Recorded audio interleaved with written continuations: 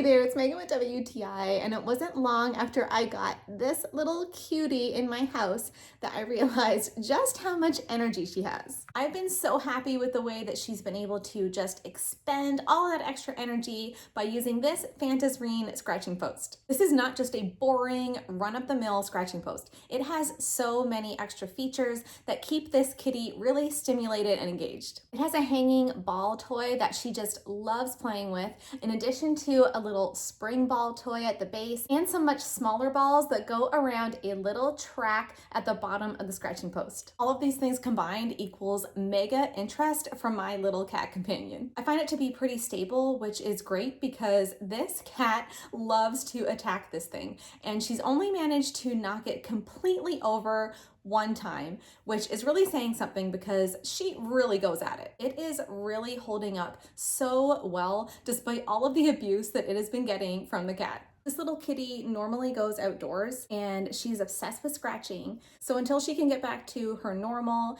outdoor routine, I am so glad that she has this Fantasreen scratching post. But that's just my point of view.